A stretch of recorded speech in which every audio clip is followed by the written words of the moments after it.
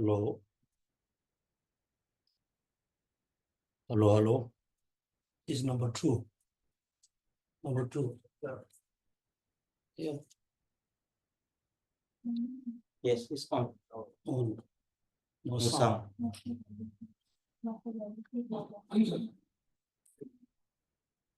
Hello, hello.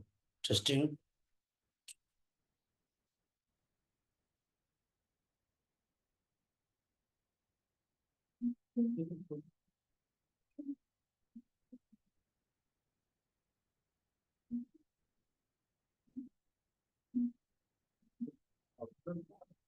Hello, hello. Testing, testing. Hello.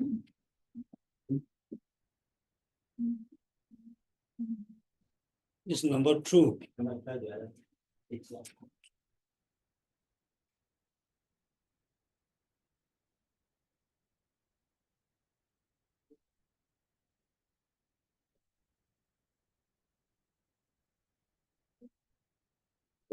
I don't is battery.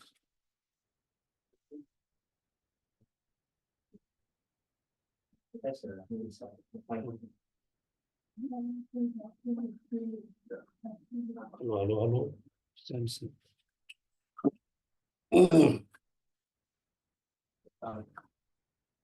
Hello, hello. Testing. Hello. Hello, hello. Maybe.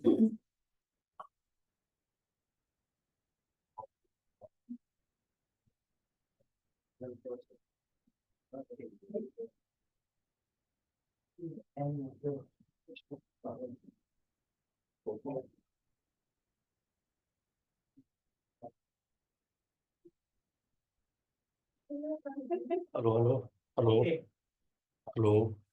hello, hello. Can you hear me? Yes. Okay, better. Thank you. Good morning, everybody. As before we start our class, we take a refuge and generate bodhicitta. So when we take refuge to the Tibetan, we need to remember we are not just taking refuge to the Buddha. At the same time, we also have a strong intention or motivation to be Buddha. Second, when we take refuge to the Dharma, we are not only taking in refuge to the Dharma, also we must have a strong intention or motivation to accomplish the Dharma within our mind. Third, when we take refuge to the Sangha, also we are not just taking refuge to the Sangha, at the same time, we really wish to be Sangha. So when we think about the triple gem, which is Buddha, Dharma, Sangha, there are two types. One, all the Buddha who already become a Buddha, the Dharma, which we have been practicing, the Sangha who always with us as an assistant for us to practice Dharma. The second, we ourselves first have to be Sangha. Sangha doesn't mean in this context, you have to be, like ordained. You don't have to be full ordained person. First, you have to accomplish, you have to realize emptiness.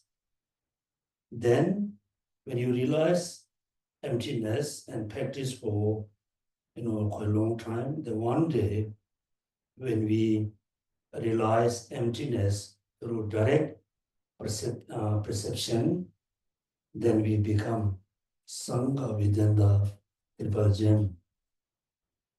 Then continuously meditating on emptiness by the wisdom with the bodhicitta, practicing bodhicitta with the wisdom, realizing emptiness for many years. Then one day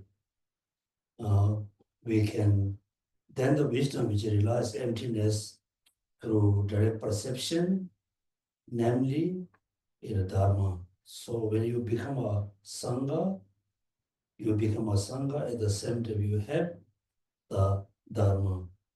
And through practicing dharma, one day when we are able to eliminate all the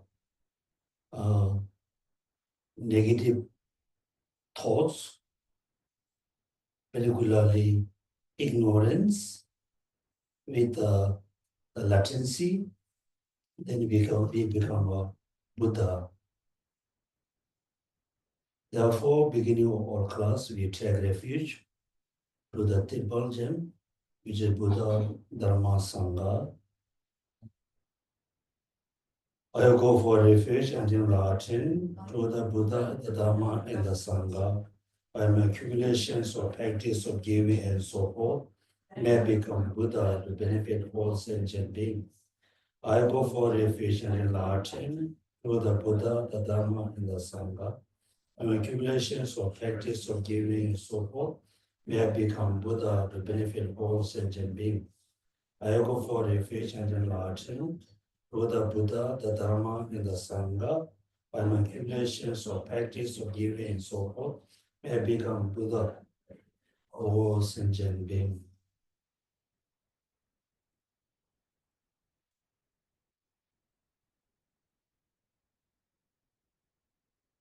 Next, generating bodhicitta.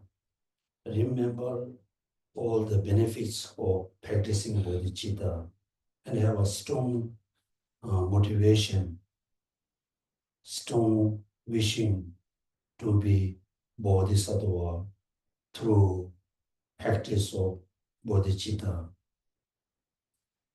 With a wish to free all being, I shall always go for refuge to the Buddha, the Dharma, and Sangha until I reach fully enlightenment. Inspired by wisdom and compassion, today in the Buddha's presence, measure the mean of awakening for the benefit of all sentient beings.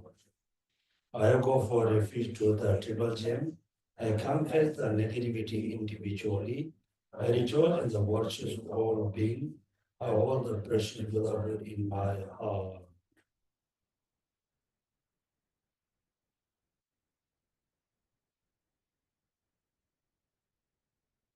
So the first stanza for taking refuge, it's just it's only 4 lines. The line is very simple and very short stanza. Within these 4 lines, actually include all the teachings, include all the practices. For example, I go for refuge. So I refer to the person who are taking refuge. Then why we need to take refuge? Because we feel, really tired in the samsara. We feel very dissatisfaction in the samsara. Therefore, is explain the nature of samsara. Then, in Latin, is also our own, like a achievement. Then Dharma is referred to the small scope path, the middle scope path, and great scope path. Also, the Dharma means also include the Tantrayana path. Sangha also Herer, Slevelazer, the Mahayana Sangha. Then next, by manipulations or practice of giving and so forth, is explained, content all the practices, particularly the 6 perfections. The last sentence is explained why we want to be Buddha. Because I want to benefit all sentient beings. So when we take refuge to the Tibetan, first Buddha, Dharma, Sangha, as a Mahayana practitioner, then Guru, Buddha, Dharma, and Sangha. This is the order of how we take refuge to the Triple Gem. So among the object of refuge, first, according to Mahayana tradition, we take refuge to the Guru, right? Guru. Think about this moment, we everybody know how to read English, how to read and write English, also how to read and write Chinese, or Malay, or any languages.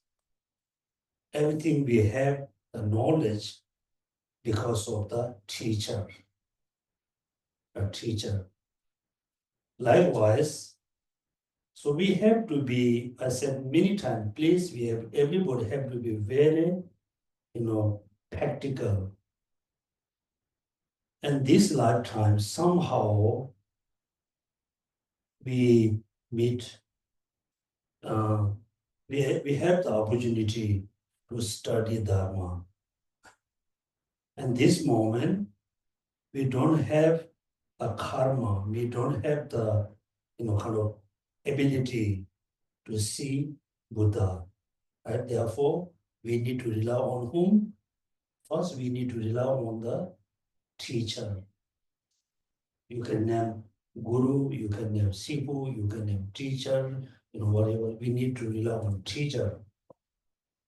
Then the teacher can teach us how we can be free from suffering, how we can be free from the cause of suffering. Therefore, teacher is very important. The second, through the teacher, then we learn Dharma. We study how to practice the Dharma. Then slowly, gradually, we are able to feel, we are able to generate the Dharma within our mind. So when we are able to accomplish the Dharma, then we become Sangha. And then we already have the Dharma and Sangha. Then next, we're going to be Buddha. This is how we become Buddha. So Guru, Buddha, Dharma, Sangha is how we take refuge. How we become Buddha? First, we going to be Sangha. How we become Sangha? When we realize emptiness through direct perception, then we become a Sangha. In practicing the emptiness, the wisdom with the bodhicitta for many years, then we're going to accomplish the 10 bhumi, first bhumi, second bhumi, third, fourth, 10 bhumi, then one day we become a Buddha. So among these practices, which is very important as a Mahayana practitioner, the bodhicitta is the most important path. Right? Then next we're going to start class. Again, kind of revision. We always need to remember in my lifetime, practicing bodhicitta is like my heart. In order to practice it, in order to practice the bodhicitta, first we need to, before bodhicitta, we need to practice great compassion. Remember, before great compassion, we have to practice the loving kindness, the pure loving kindness. Before the loving kindness or both love, we need to practice great compassion.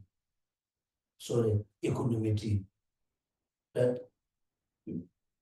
So now all of you, we know what does mean practicing equanimity.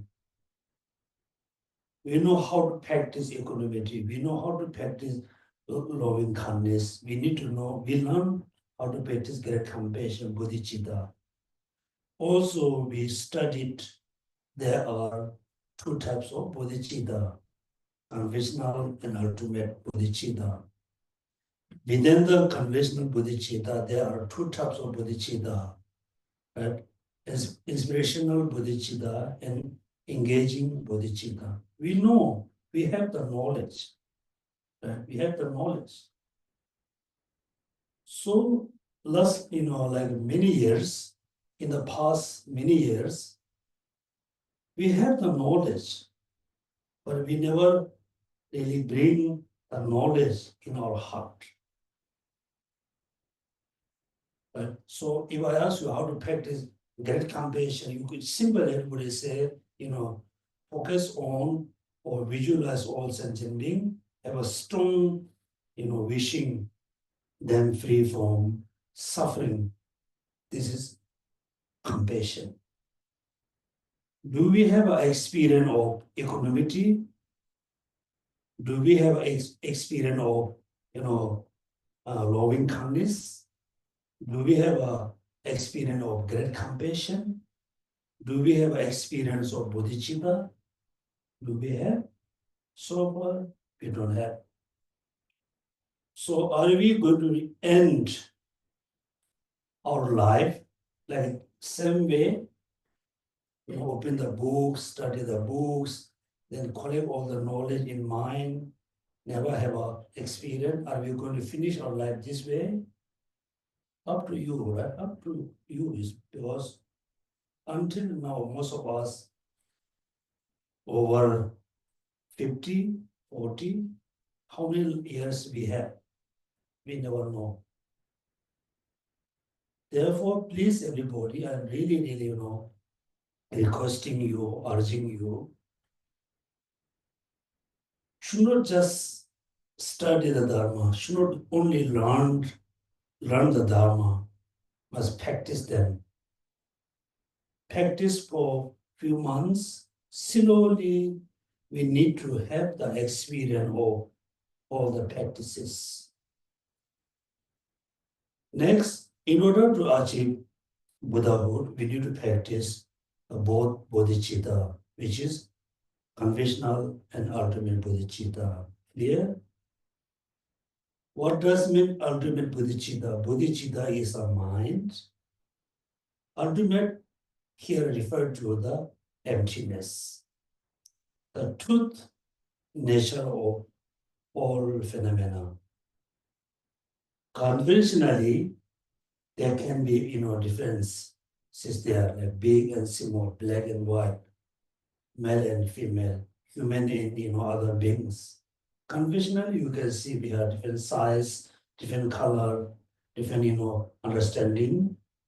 When we looking from the ultimate point of view, all phenomena has a 100% same reality. When we realize, all phenomena has a same reality, then there's no attachment, no anger, no hatred. Am I right? We have attachment. When we look at some phenomena, our mind attach on it, right? When we see, one of the phenomena, our mind, goes towards them. Because we feel, we think, oh, the object refer to, human being, also other objects look so nice. So therefore our mind attached on it, right? So when we look at this little, ugliness, ugly object or phenomena or human. When we look at the ugly object, our mind generates anger or hatred or dislike because we feel we have the concept this object is ugly, that object is, nice or nicer. So you can see attachment arise because we have the concept this object is beautiful. We have a we generate anger because we have a concept that object is ugly. So when we are able to see, surely we can. When we see, when we realize, all phenomena has the same reality, then there's no attachment, there's no anger, there's no ego. When ego increase, right, pride increase, also we have a different concept based on different things. For example, somebody driving BMW, you are driving, Toyota.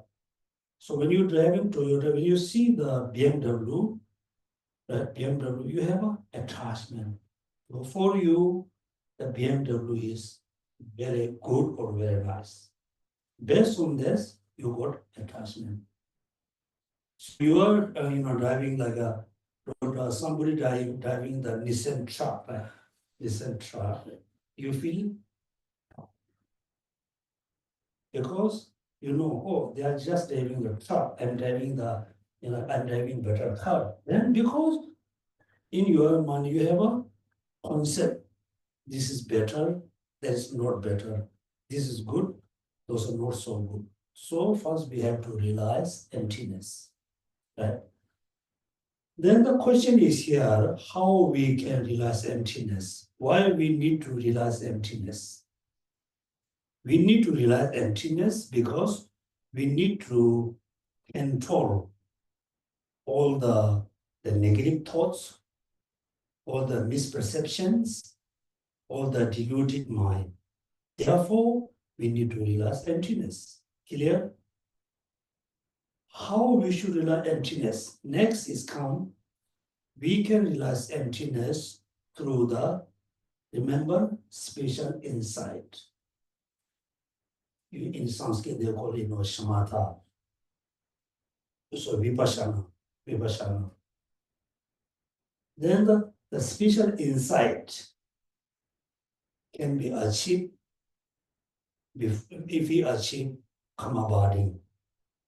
So before practice the special insight, first we have to practice kamabadi. Right? Kamabadi. So what does mean kamabadi? Calm abide. And just the mind become very calm and stay there. Like still, stay there. Don't move here and there. It look like you able first. We cannot continuously look at one single object. We cannot. For example, I show this book. I ask everybody just watch this book, like few minutes. First, sometimes we cannot see the book very clearly because it's not the eyesight problem. Because our mind is very, diluted. Our mind is so busy. Like you have a very clean water on your cup.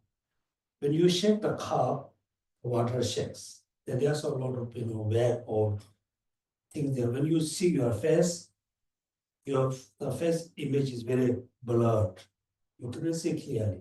Right? Likewise, with very short time, within the short period of time, we have so many thoughts. So many thoughts in arising, pop up. So many thoughts. Suddenly, I ask you, focus, look at this book. First, you cannot see clearly. Then when your mind becomes a little bit calm, many thoughts, calm, then you can see the books more clearly, right? Yes, somehow you're able to see the books very clearly. Then I ask you, look continuously for 5 minutes. Then again, the image becomes very blurred, right? Because again, many thoughts pop up. Therefore, first we have to learn how to calm.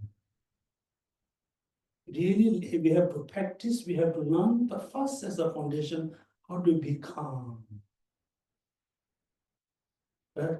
We can be very calm when we able to reduce a lot of thoughts.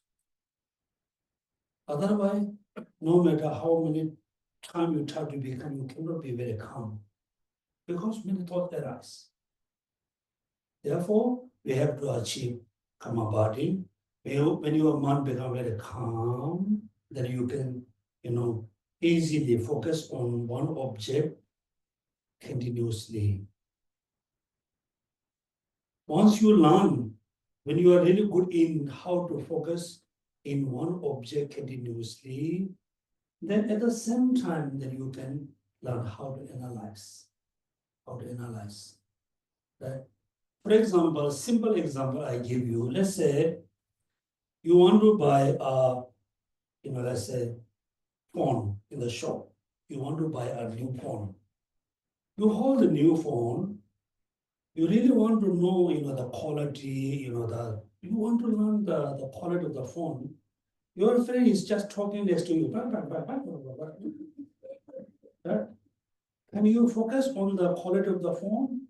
Cannot. You cannot. Your money is half is looking at the phone, half is listening to your friend.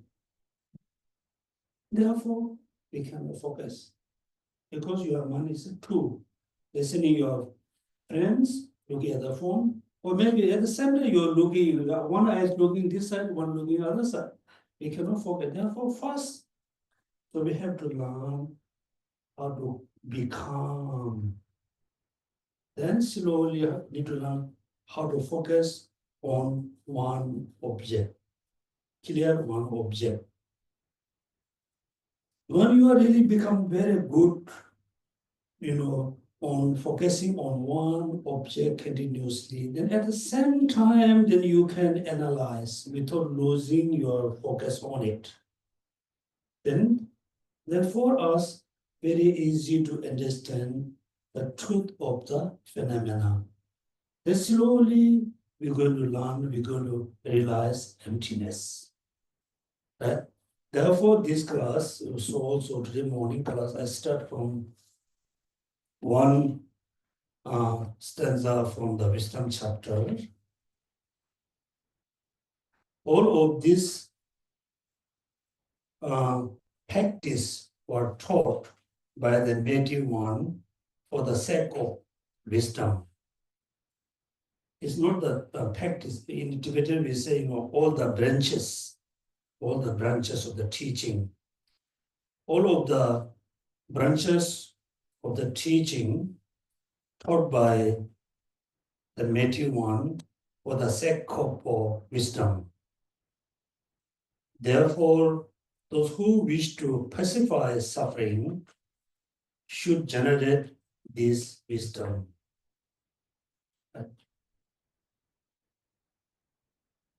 For example, when Buddha become a Shakyamuni Buddha, become a Buddha, 49 days he remained silently. Then many of the, people around, even include the celestial beings, they came to see Buddha, then they request him to teach what he found, what he realized. Then he said, through my, 6 years meditation, somehow,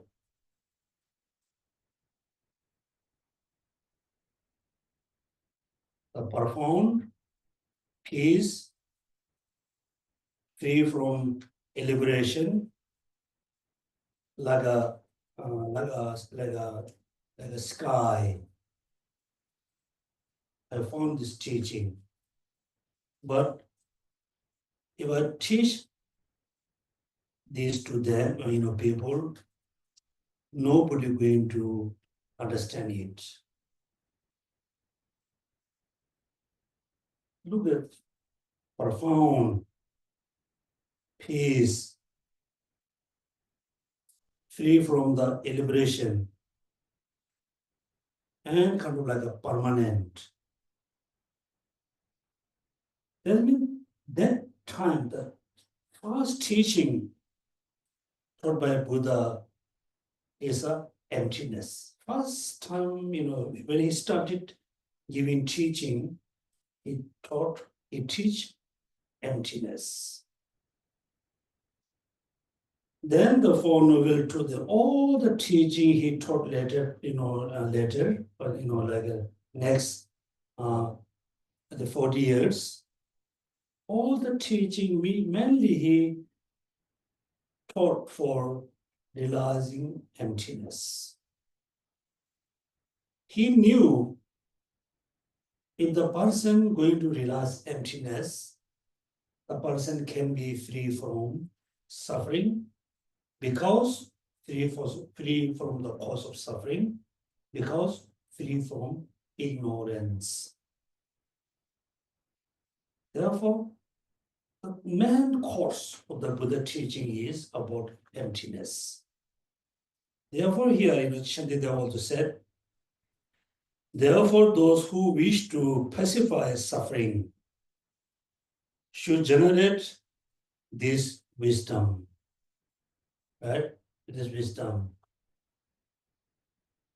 Therefore, every day you need to know, I want to benefit all sentient beings. You need to remember, I always, wish to benefit all sentient beings without exception, all or, young or rich or poor, Buddhism. I wish all sentient beings to benefit. And how you can, I can benefit if I become a Buddha? How I can be Buddha if I realize emptiness? Guys, realize emptiness is very important, most important things in our life. Then next, so we also, recite a few verses from the Guide to Buddhist Way of Life through the concentration or meditation. The first stanza, having developed enthusiasm in this way, I should place my mind in concentration. Because just before the meditation chapter, Shantideva already explained the patience. Also, someday you can say joy effort. Practicing Dharma based on joy effort. So we need to put constant effort. Every day we need to put effort with a sense of joy, right? So for us, so when we open the Dharma books, we don't have a sense of joy, right? We thought, I have to study the Dharma book. Oh, I need to attend the class. Oh, I have to do my daily sadhana. So we practice Dharma with a really discouragement, not encouragement. So, therefore in Tibetan we say, Zondu, mean you must put effort, sense of joy, therefore joy effort. Of course, we've been in samsara millions of times, millions of years. So when we put effort for the negative action, right? Negative actions, we have a sense of joy. Am I right? Even to me, right? So, is for example, when you browse rather, watching like a YouTube or particular famous one, the TikTok, very famous. You can spend how many hours? Many hours. You no need to rest. You no need rest. No need coffee. No need drink. You just watch the TikTok until your eyes become very burn. Then there's so look at when we do like a meaningless thing, we have a very joy effort. When we do the important things, there's no joy effort. Therefore, here, for those persons who I should place my mind in the concentration based on the enthusiasm or based on the joy effort. For those persons whose mind is distracted, rule between the fangs of the disturbing conceptions. Right? Therefore, we must have a good concentration based on the joy effort. Without concentration, this means our minds, our life is always in dangers by the conceptions. However, through solitude, body and mind, no destruction will occur. So in order to, have mindfulness, in order to avoid, enable to concentrate on the single object, our body, mind must be solitude. So you must, stay away from many friends, many people, body also, solitude, particularly the mind. Then no distraction will occur. Now, how we know if we spend time with many friends, spend with a friend for like few hours, then after we after we came back to home, still you can remember all the conversation, right? Therefore, your mind is still distracted even though you came back to your home. Therefore, generally, it's not important. We better to stay away from many people, many friends. Particularly, our mind have to be solitude. Then no distraction will occur. From that reason, in the Buddhist, in all religion tradition, there's a name of what you call retreat. Right? Retreat. Therefore, I should forsake the worldly life and complete discard the distorted conceptions. Worldly life is not forsaken because of the attachment and due to craving for material gains and the like. Therefore, I should entirely forsake this thing, for this is the way in which the wise behave.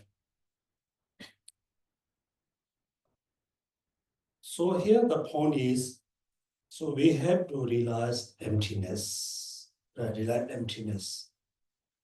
Through realizing emptiness, we can pacify all the cause of suffering, particularly ignorance.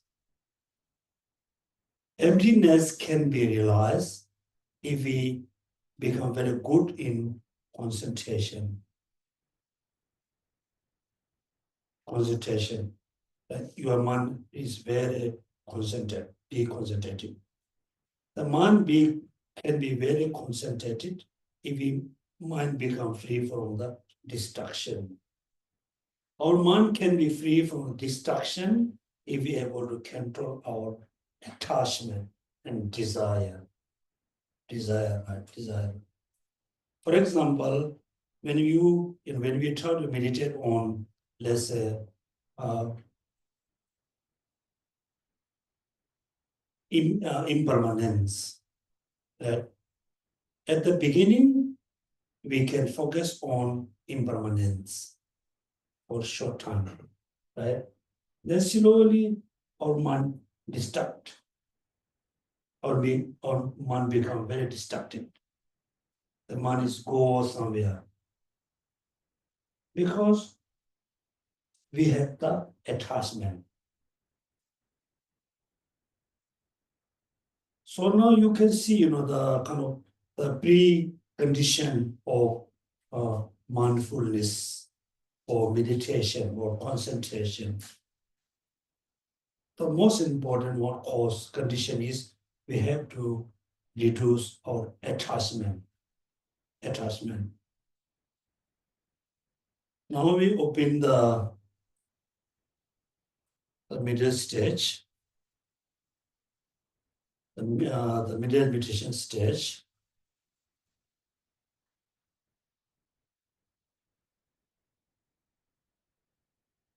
So last study we discussed about the prerequisite.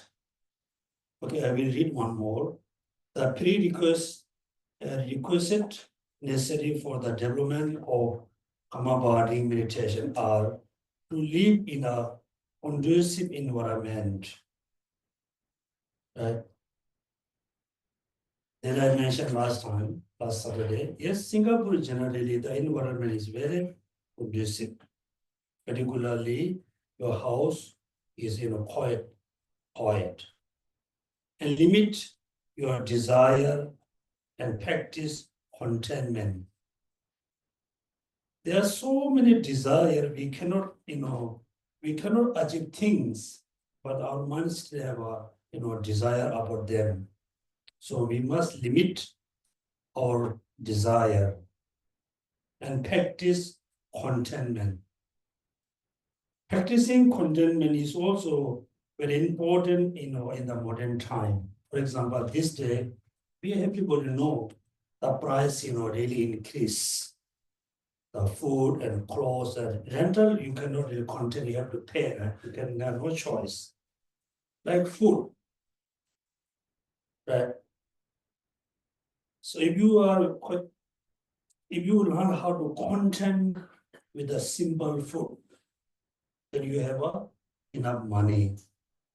If you learn how to content with a simple clothes, then we have enough finance. We don't need to worry too much. Somehow we are very worried about our finance because when we order food, when we select food from the food court, we select it, many, like 4 or 5 times. We have to pay more. When we buy, like a clothes, we try to buy bit, very expensive. What we believe, if I wear like expensive clothes, then people believe, people judge I'm, like a little bit rich or good. So somehow contentment is very important. We must have a contentment. There's no contentment, then your mind cannot be really peace. The next one, fully eliminating the attachment and all other kinds of the conceptual thoughts. Those are the prerequisite for meditating on Kamabadi. Next, page number 10, we just skip all the quotation. What are the prerequisite, right, for the spiritual insight? They are relying on the holy person, number 1. Number 2, seriously seeking extensive instruction. And the proper, what type of holy person should you rely upon? The first important, rely on the, not holy, better to say, rely on the qualified teacher. Then you need to learn the very particular and precise teaching instruction about how to practice spiritual insight. Then what type of holy person should you rely upon? What does mean, qualified person or holy person, holy beings mean? one who has heard many teaching. That means the teacher must have the lot of knowledge, who has heard many teachings. Not just the teacher receive or hearing lot of teaching, who experience himself clearly. This is the second important one. First, when you rely on a teacher or guru, it's very important because particularly, Singaporean or Malay, particularly like Singaporean. In Tibetan, like let's say if there's a Rinpoche is arriving or some of the Lama is arriving, all villager people and go and receive blessing. They never consider this Rinpoche, since this Rinpoche is my guru. They just attend the teaching as a receiving blessing. Since they never say, oh, this Rinpoche is my guru because I received this teaching. They mainly attend as a receiving blessing. Here in Singapore, many of you, attend the teaching from the guru. Since you believe, since you accept it, he or she is my guru. Right? Without knowing the quality of the teacher or guru, somehow you accept it, the person is my guru. Since you just follow the guru, not the teaching. And therefore, before you attend the teaching from the guru, the basic thing you need to know about the guru. The guru has receiving a lot of teachings from different master. Yes, he or she received a lot of teaching, is correct. Second, is the guru have a really experience about all the teachings? Maybe not sure. For example, right now, I'm trying to explain you bodhicitta. If you ask me, do you have experience of bodhicitta? I'm going to say, no, I don't have experience. Second is, okay, who experiences himself clearly. This is number two. The number three, the quality of number three, who is endowed with the compassion. The guru must be compassionate guru. Okay. First, study for many, many years, receiving a lot of teachings. Second is the guru must be a very practitioner, have the experience of, the basic thing like great compassion, bodhicitta. Particularly, the guru must be a very compassionate being and able to withstand a hardship. Right? Receiving a lot of teaching, study for many years, experience all the teaching, have the experience of the teaching, and very compassionate. Fourth is, what is the number four? To stand hardship. Means the guru must be very patient with the student. Right? That means now you can see, because the guru is very enthusiastic, want to learn the Dharma. And the guru explained today, and tomorrow the student can ask, it's the same question tomorrow. And the guru explained that tomorrow. Day after tomorrow, he or she came back as the same question. And the guru feels so tired. Therefore, the guru must be, stand hardship, stand with the, patiently stand with the student. If you see, oh, this guru has possesses this quality, then you can consider the person can be your guru. What is meant by seriously seeking extensive instruction? This is a long quotation, don't it? Next paragraph. The yogi should at all time avoid fish, meat, and so forth. Should eat with the moderation. and avoid food that are not conducive to the health, right? That means the practitioner who going to do the meditation, particularly Kamabadi, especially inside, should avoid fish, mean like meat. Why the person have to avoid let's say non-veg food? Because the person want to do like a meditation, mindfulness.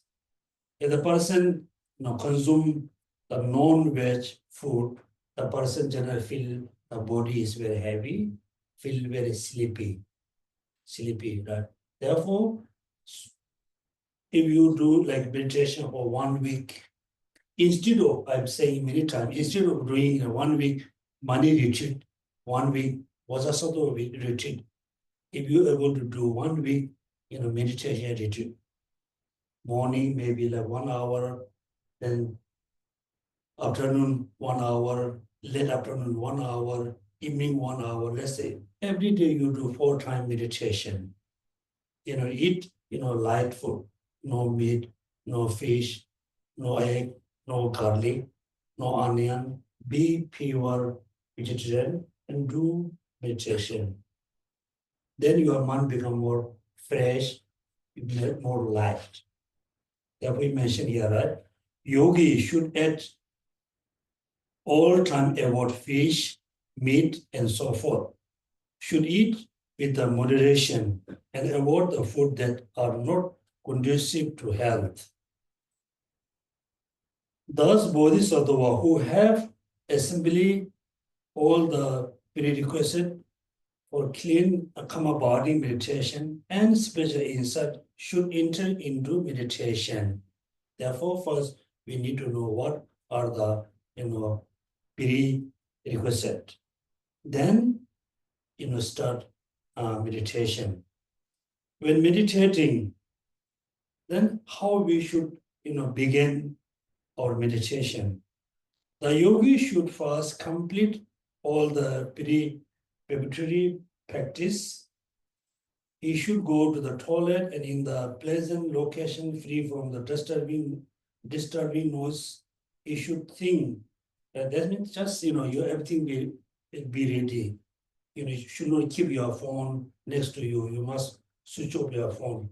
So when you hear the ring, then you think, oh, I need to check message, right? You put a switch off, or you just keep your phone. I mean, phone is the most of the kind of obstacle for your meditation.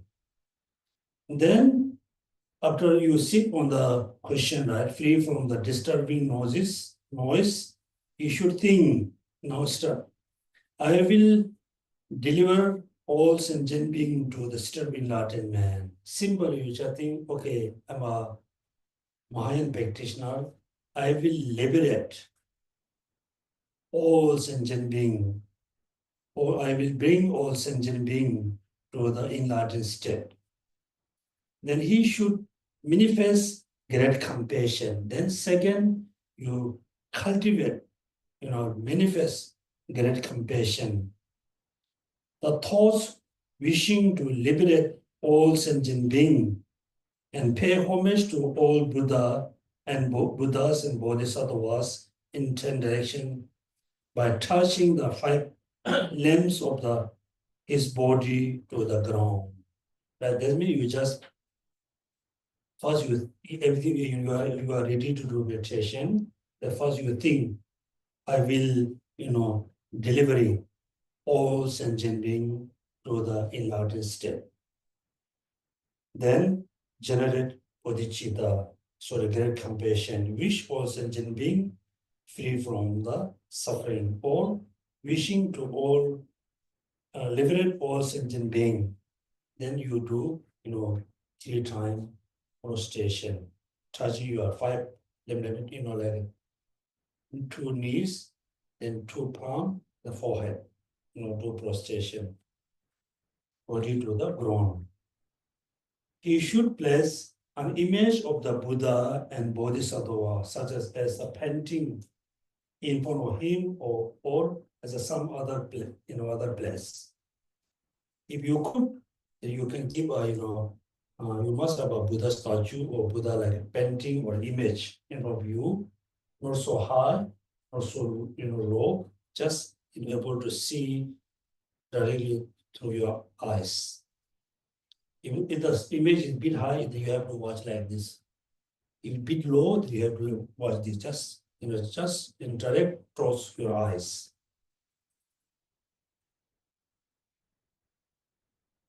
He should make as many offering and praise as he can. He should confess, the most important one, he should confess his misdeed and rejoice in the merit of all other beings. That you can, set up offering. Then most important was you must openly confess about regret about all the misdeeds and rejoice. Then you enter into meditation. The sitting posture is quite easy. I'm not going to go through them. You can learn. Next stanza. Kamabadi meditation should be achieved fast. Kamabadi is the mind which has overcome destruction to external object and which is spontaneously and continuously turned towards the object of meditation with the bliss and pleasure. So this is the kind of definition. What does mean kamabadi? Right? Kamabadi is the mind which has overcome the destruction to the external object. The mind is totally overcome from the destruction towards external object. That means your mind is just, focused on one object, don't thinking anything else, else about external things. Right? That means kamabadi. Not only that, plus spontaneously and continuously turn towards the object of meditation with the bliss and pleasure. What does mean, what is the definition? What does mean kamabadi? You can say kamabadi is the mind which has, please read. Kamabadi is the mind which has overcome destruction to external objects and continue turn towards the object of meditation with bliss and pleasure. Then one more, kamabadi.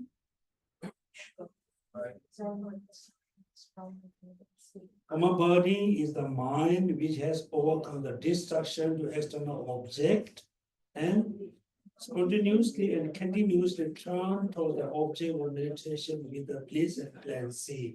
Okay, please recite without looking the books.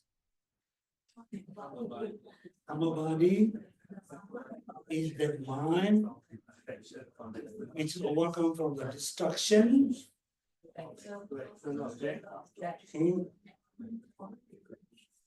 Yeah. Okay, very good. So you must memorize this, stanza.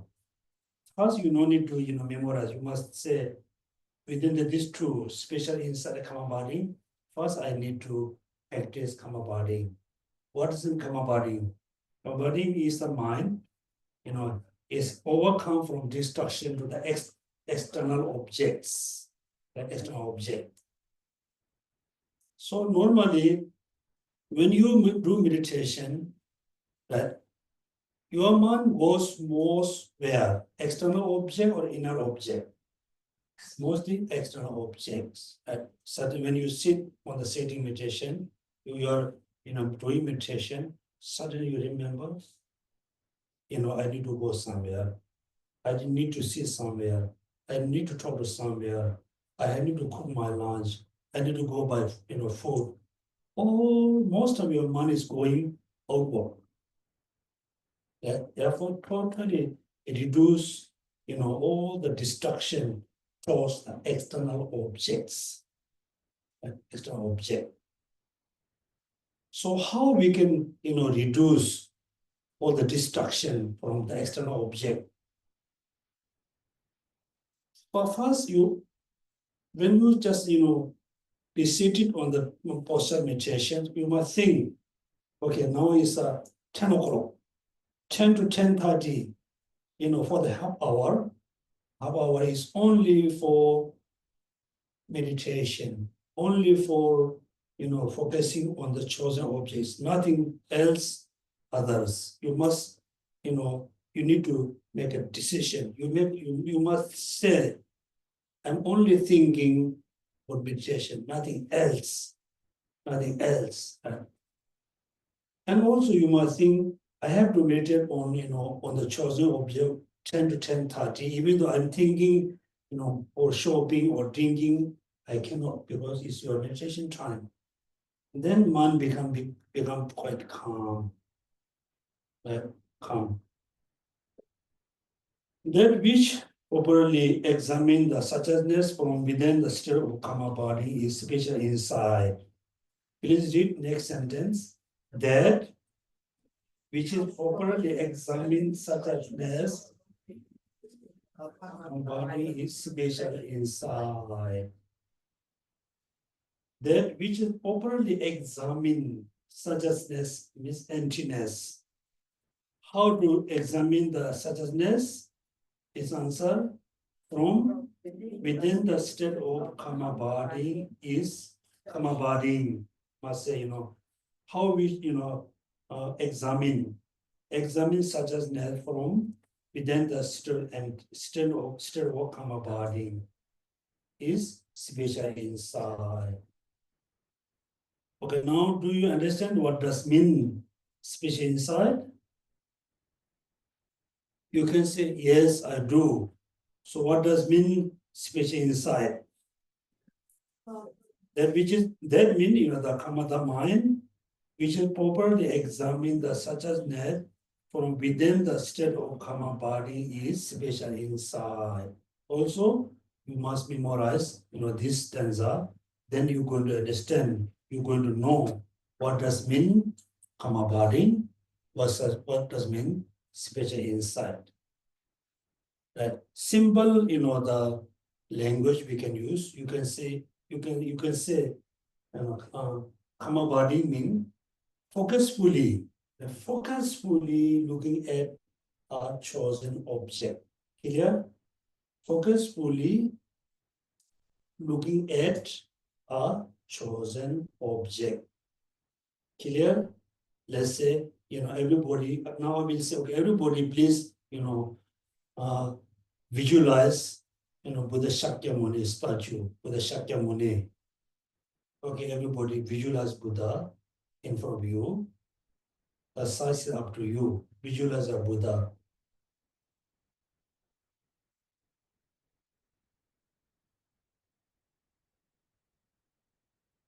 Continuously mindful on the Buddha.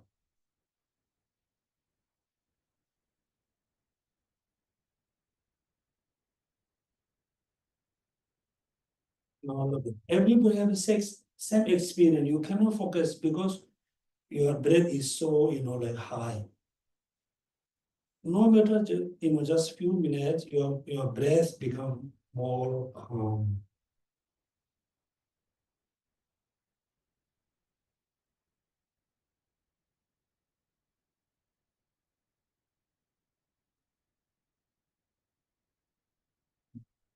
Now, within the visualizing the Buddha, without losing the image of the Buddha in your mind, please look at the Buddha's eyes.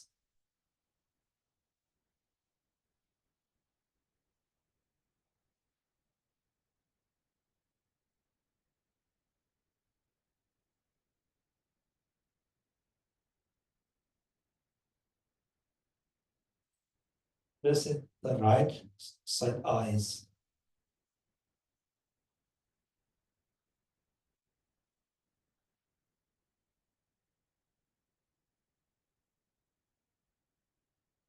Without losing your focus on the Buddha, without losing your focus on the right eye, right side of eyes, now you look, the color of the eyes.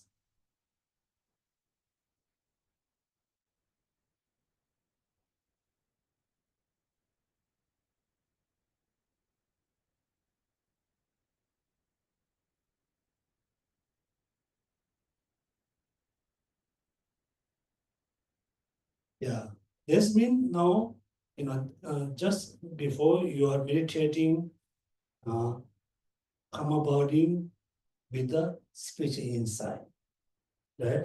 Because you are focused on the Buddha, you are fully concentrated on Buddha, then at the same time you analyze about the Buddha eyes. Then you can see there's a one mind has a two function. Half of the mind just fully focus on the chosen object. Then half of the mind is analyzing, right? This is what does mean karma body and special insight, like practice unanimally. Now, if you go, we have to go more, deeper level of special insight. That means without losing your chosen object, you can use any objects. Use one object continuously for a few weeks. Like a flower or like a pot, whatever you like. You use one object for a few weeks. Same object. You just sit in the sitting posture or sit comfortably. Then you just focus the chosen object. And without losing on focus on it, then ask how the things are exist, how this thing exists. Then exist dependently, depend on causes and condition, depend on many parts, depends on name and thoughts. And the chosen object is totally empty of inherent existence. Then slowly you're going to enter into emptiness. Clear?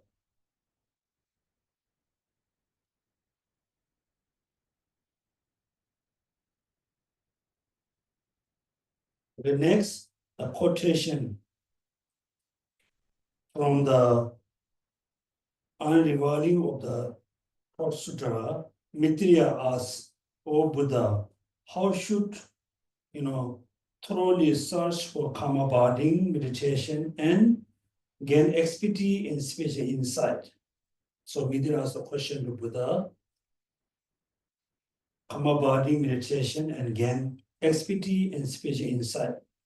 The Buddha answered, "Maitreya, I have given the following teaching to Bodhisattva Sutras."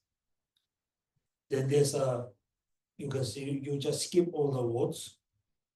Then Bodhisattva should properly listen to this teaching.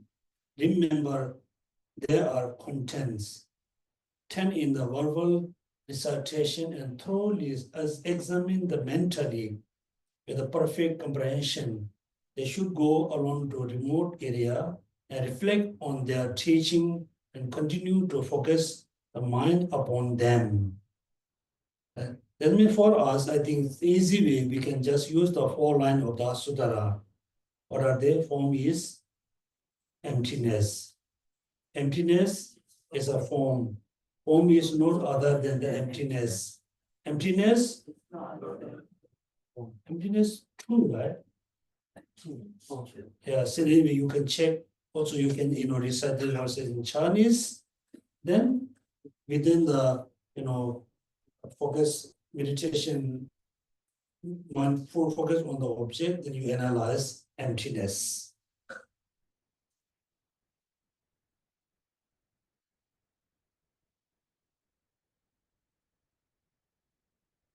Then next one.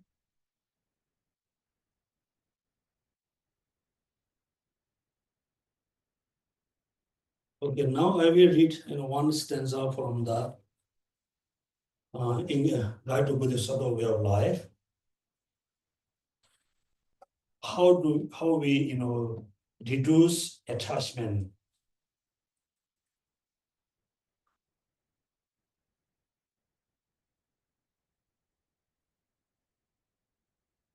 It's stanza number 6 from the meditation chapter. Not seeing them, I am unhappy.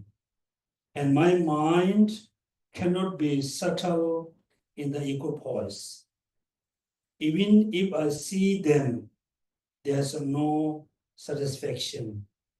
And as before, I am tormented by the craving. That's what is, is explaining the fault of the attachment, particularly in attachment towards people. So not seeing them, right? Seeing them, the people, or not seeing the beautiful place, not seeing the friends, whatever, I'm not happy, that we are not happy. And my mind cannot be settled in equipoise because your mind is keep wandering the food and clothes and people and that because of attachment. Even if I see them, that there's no satisfactions. And so before I am tormented by the craving.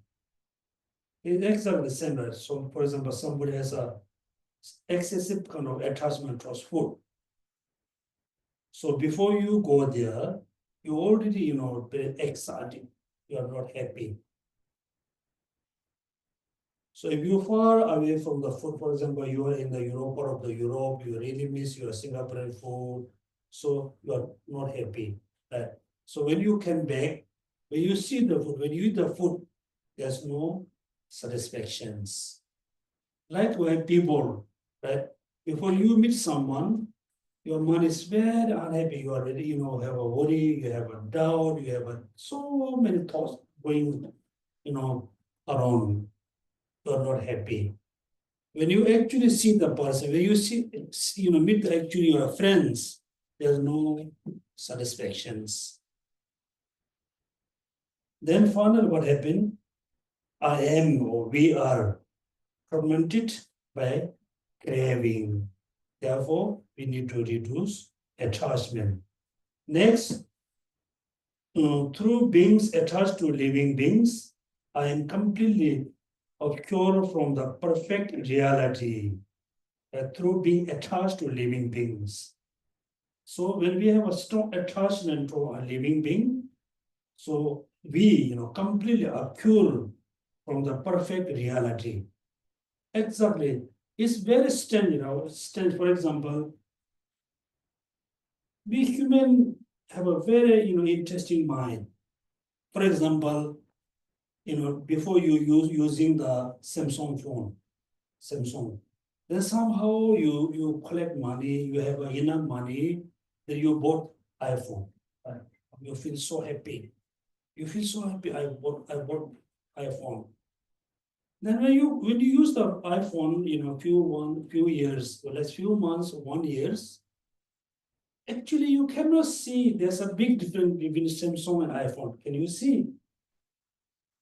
Some, the app is different, the way of using is different, but you cannot see, wow, iPhone is such a great, much better than a Samsung. You realize Samsung doesn't have the iPhone doesn't have something special. Right? You feel it's nothing really special, right? Then somebody asks, how's the iPhone? You knew, you can feel it's nothing special there, but you say, wow, the iPhone is very good. Usually we say like that. How come? Right? Therefore, here, because you have a strong attachment towards the iPhone, therefore, our money is completely obscured from the perfect reality. Exactly, when we have attachment, we cannot see the perfect reality. My disillusionment with second existence perish. Right? For example, last month, you practice or you meditate on impermanence, you practice on the truth of the second existence. So you pretty much understand the reality of the samsara. then somehow attachment arises, and attachment fully occur or perish the experience of second existence. And in the end, I'm tortured by sorrow. By thinking only of them, this life will pass without any meaning. Impermanence, friends and relatives will even destroy the Dharma. Permanence. So is what he is saying, by thinking of only them, so when your mind is fully attached to the things, by thinking only of them, this life will pass without any meanings. That now generally, free thinker or non-believer, also the life is just pass without any meaningful, right? What we do every day, wake up early morning, go toilet, take a shower, eat breakfast, maybe collecting the waste again, drink and drink, then go toilet, take a shower, come back home, sleep again. Next morning, we're doing the same thing, right? Then let's say, next week we're going to go pass away. If somebody asks, in all your life, what you have achieved? What the answer will be? What the answer will be? What you achieved in this your life? What you achieved? What you achieved? Huh? Nothing. Nothing, that. Therefore, it's general, particularly as a Buddhist, we believe in next life. We really believe, like in enlightened state. If you really believe, we must do in our everyday life something meaningful, which is good for you, which is good for others, particularly good for next life. Next life. If you do this kind of practice, good for you, yourself, good for others, good for your next life, then before you die, if someone asking what you have achieved for this life, then we have an answer. Right? Otherwise, you can say, okay, I receive teaching, I do all the recitation, I do all the offering. Yeah, I know you have do all the recitation and chanting. What do you achieve? Nothing. Therefore, at the same time, you do good thing for others, good thing for yourself, good for next year. Particularly, you have to practice great compassion, bodhicitta. Somehow, you must have bodhicitta within our mind. Then somebody asks before you dead, so what you have achieved? You answer, I achieved bodhicitta. Right? You can say, I achieved bodhicitta. I achieved renunciation. I realized emptiness. Then you are living to next life with the, bringing something which is important. The next life you can continue to practice them, then we can be Buddha. Right? So therefore, in this class, I really ask all of you, requesting all of you many times. Studying Dharma is very good. Attending teaching is very good. Receiving teaching is very good. The most important one, what we have to do, we have to practice. Through the practicing, we have to achieve something within this lifetime. Remember, 2024 will be the year of Bodhisattva. Right? 2025 will be the year of year of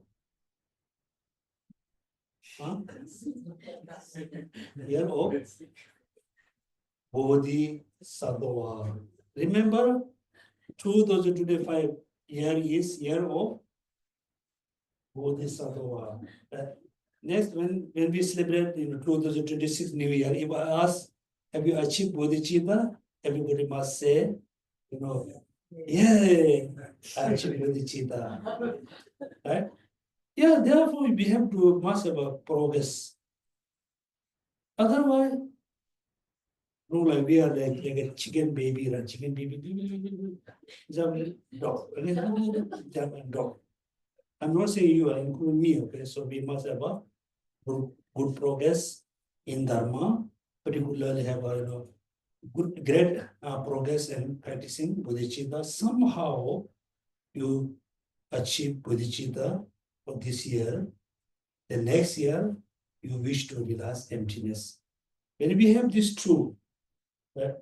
Bodhicitta and the wisdom, bodhicitta, then really, you can say, as simply and quickly achieve Buddha we can.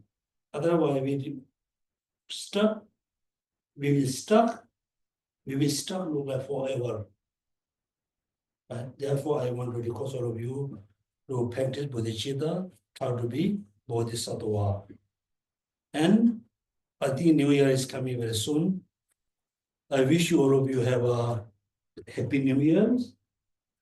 Again, I'm going to repeat, the year can be good or bad. It depends on particularly depend on your practice, particularly depends on, controlling your emotions. At the end, we do dedications. As a human being, we are living in the society. So in order to live happily and peacefully in the society, it's also very important to have a world peace. Without world peace, our country cannot be very peace. If our country is no peace, individual cannot be, very difficult to be peace. Therefore, all our merit we accumulated for 1 year. So we're going to dedicate the merit for all peace. Jede yambe yagawan tanje do mene chune zasen zade Matru muge guba kunje ne tsere ne me de ye dembar. Particularly pacify a war between different countries.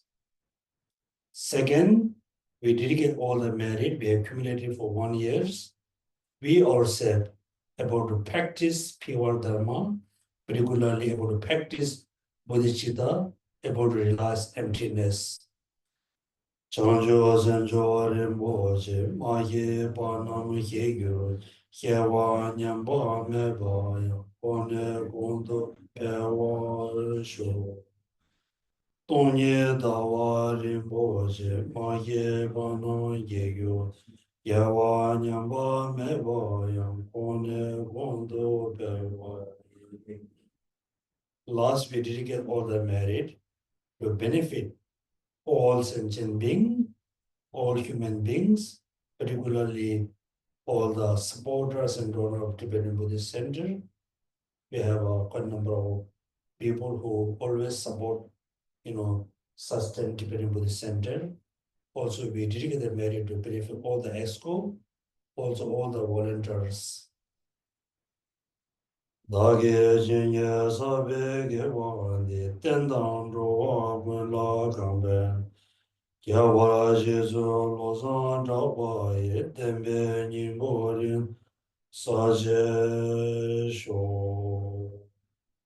we dedicate the merit to live long like all the lineage gurus in different Buddhist traditions, particularly live long life. His Holiness Dalai Lama is now at the 90 years old. He is one of the most important qualified guru. Kare rave kurve jingang so pendan dewa malu jungve chenre zewang denzen gyazo jabe side bardo dengyo ji. Dane senjen tamje la ije nurbo le la Göncho zhube sambaye tadu je baran zembo Kando sudan drobe ze danyen wen la menda Jen la samba tabaye chodu je baran zembo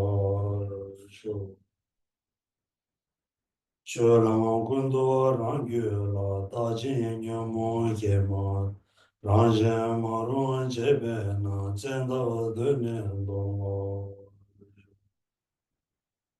Rajen Gembe Senjen Na Didu Chabu Nedon Renjen Terdan Tebaji Nyebara Kawe Chenze Jo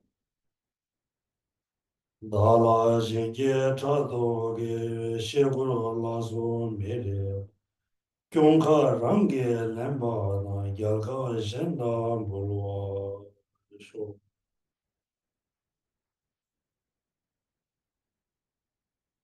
Dagi Kanla Penda Bere Wa Chewa Kanji Shindo Miri Nyenje Na Shenye Damba Dawa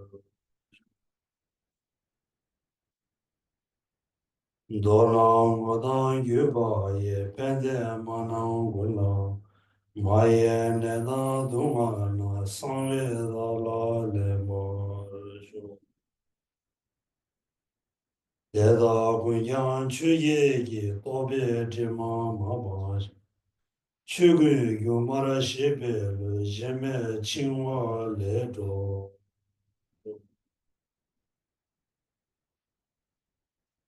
This is the as Edward says of mind training. I ask all of you to memorize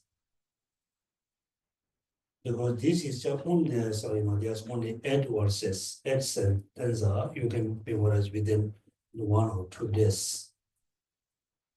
It's only 8 stanza, but it contains all the practices, particularly practice of compassion, practice of forgiveness, practice of giving and taking, practice of emptiness, practice of free from the at only concerns. So next time when we have a class, everybody must come with the adverse mentality. Okay. This is your like an exam examination exam for New Year. Okay, thank you. Thank you, Okay. Geshe-la. Thank you.